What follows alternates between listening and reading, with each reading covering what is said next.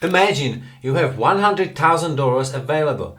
This is money that you won't need for living expenses, but you also don't want to leave it sitting in a bank account where it will lose value due to inflation. Should you invest this money in the capital markets, or would you rather buy an investment property? And if you do decide on property, should you invest for a mortgage and take on debt for a few years or pay cash? Let's take a look at that. Welcome to my Invest with Jiri channel. In today's video we are going to look at investing in physical real estate in the context of our stock portfolio and show a simple return on equity calculation.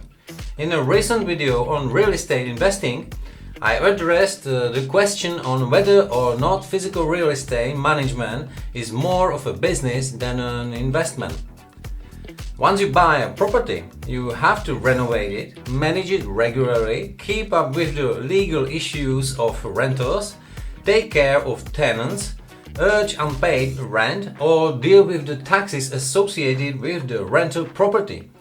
I don't think this list of responsibilities probably fits the idea of passive investment.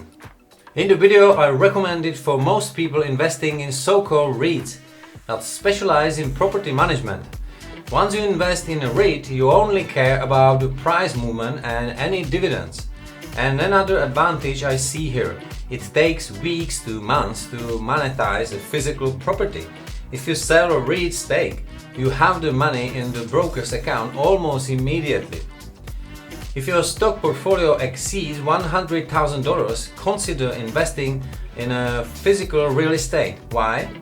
The goal of the purchase should be to diversify your asset holdings. Personally, I see a reasonable ratio of the real estate component in a portfolio at 20 to 40% of the total investment capital. Now let's look at whether to buy investment property with cash or a mortgage. In case you invest in a property for cash, you eliminate the debt to the bank. You buy the property all at once, owing nothing to anyone. You don't have to worry about an empty apartment, rental problems and lots of other obligations. You only pay utilities. There is no mortgage debt. Basically, it's a long-term investment of money in an asset with minimal risk. But what does it look like to invest in a mortgage? The beauty of investing through a bank mortgage is the leverage. You make an initial deposit of, say, 20% cash to the bank and borrow the rest. You then pay it back over several decades. Once you manage to rent the apartment, the tenant pays the mortgage payment. I consider mortgage on an investment apartment to be good debt. For one thing, the mortgage is paid by the tenant, and over the period of decades, thanks to inflation, you pay less and less in terms of the real value of the money. Another advantage is the ability to buy 4 more properties with the remaining equity and proceed in a similar fashion. It's up to your creativity. Let's use a simple example to show what investing in a small apartment worth $100,000 looks like when you buy it with cash or use a mortgage to buy it. I focus mainly on a return on capital, which is the main indicator for most investors of how well their money can work. In the first example, you see a variation of buying a property without a mortgage. Assume an apartment price of $100,000 and a rental option for $1,000 per month. You have a cost of $200 per month on the apartment, and the profit, i.e. rent minus monthly costs, is $800 per month or $9,600 per year. To calculate the return on investment, ROI, you divide the profit for the year by the cost of the property and it comes out to 9.6%. In the second case, you take the mortgage option with the same property price and rental income.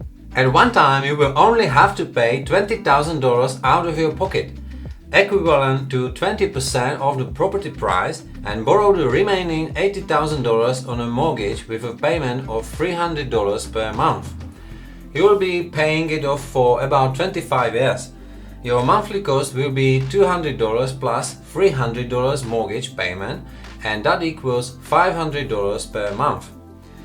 The total monthly profit will be $500 per month or $6,000 per year. The return for this example you will have is 16.6% per year. At a glance, you can see that if you invest all of your cash in the property, you have almost half the ROI of investing with a mortgage. With a mortgage, you use less of your capital than if you buy the whole property at once. This means that you will cover your money invested to buy the property in the same time frame faster with the leverage of a mortgage than if you will from buying the property with cash. Of course, you can't forget the debt to the bank over several decades. What if you had a good bank score and could buy 5 properties with the aforementioned $100,000? This is the best option in my opinion. You get more rental profit, thus it's no longer just one rental profit, but 5 times rental profit. And another benefit is diversification of income from tenants. If you had one property, when a tenant leaves you, have a 100% drop in income. On the other hand, if you lose one tenant in 5 apartments, you only have a 20% decrease in rent. Think about it. I like investing in real estate because it is a human need. People need to live somewhere, and this type of investment makes deep sense to me. It's up to you how well you can calculate the investment and whether you are one of those people who have no problem fixing a broken water main or redecorating a room. It's all from today's video. I'm glad you stuck with me to the end, and I look forward to the next video with you. Have a great time and invest wisely.